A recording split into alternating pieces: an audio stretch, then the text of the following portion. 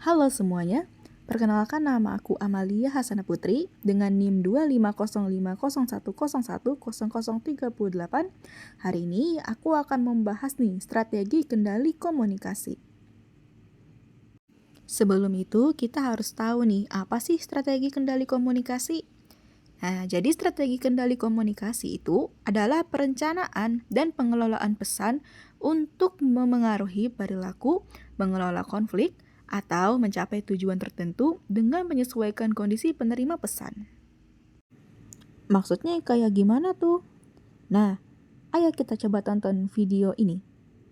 Ayah suka deh sama anak baik. Hmm, Tolong buatin ayah kopi dong di dapur. oke ayah. Nah, kalian baru saja menyaksikan salah satu cuplikan dari strategi wortel teruntai. Jadi, strategi wortel teruntai sendiri adalah strategi motivasi yang meningkatkan probabilitas untuk memperoleh respons yang diinginkan apabila komunikator memberi imbalan kepada seseorang, sehingga orang tersebut terdorong untuk mencapai tujuan atau melakukan perilaku tertentu. Metafora ini sendiri berasal dari cara menggerakkan keledai dengan menggantungkan wortel di depannya agar ia terus berjalan. Strategi ini sendiri memiliki dua prosedur, yakni prosedur pertama adalah memusatkan pada stimulus. Komunikator memberi tanda atau situasi tertentu agar komunikan belajar bahwa jika ia melakukan tindakan tertentu, maka ia akan mendapatkan hadiah. Proses ini dilakukan secara tidak langsung atau implisit. Contohnya sendiri seperti rekaman video yang saya tampilkan sebelumnya, yakni ketika seorang ayah berkata kepada anaknya, "Ayah suka deh sama anak baik." Kemudian sang ayah meminta dibuatkan kopi di dapur. Ya, ada pula prosedur kedua, yakni memusatkan pada perilaku responden.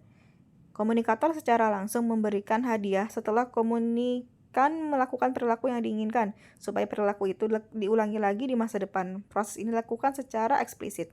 Contohnya saja seperti ibu yang berkata kepada anaknya, "Tolong belikan gula di warung ya, sisa uangnya boleh untuk jajan." Setelah memahami strategi ini, mari kita ke strategi berikutnya. Sebelum itu, cobalah tonton video ini. Kalau nilai kamu masih jelek, nanti HP kamu ayah sita. Kalian baru saja menyaksikan strategi komunikasi kedua, yakni strategi pedang tergantung.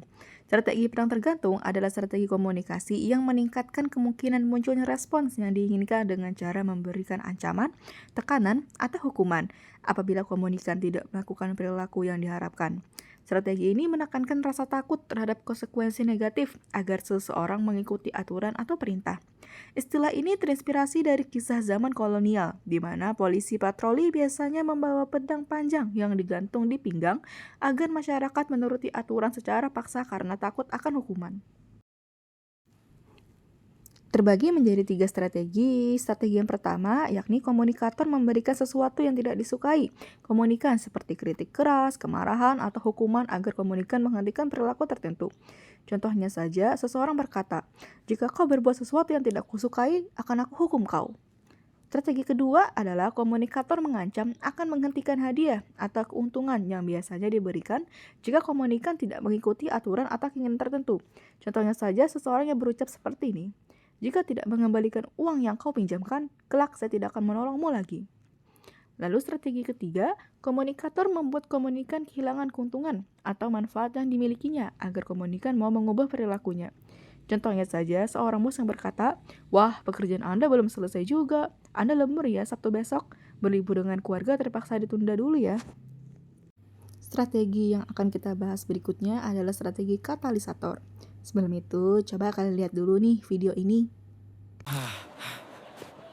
Duh, harinya panas banget. Jadi haus.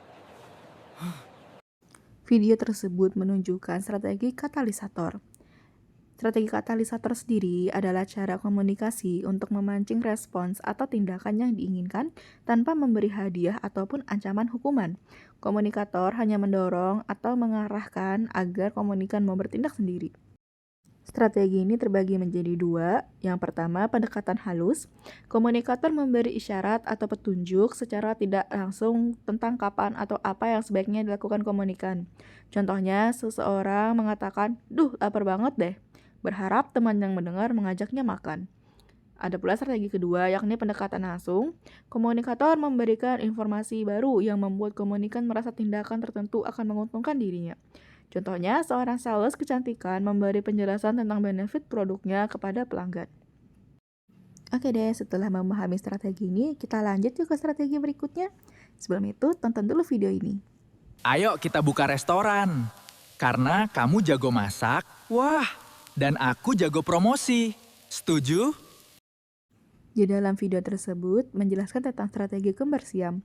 Strategi kembar siam adalah strategi komunikasi yang terjadi ketika dua orang memiliki hubungan yang sangat dekat dan saling bergantung satu sama lain. Karena hubungan mereka penting, keduanya akan berusaha menjaga kerjasama dan menghindari konflik.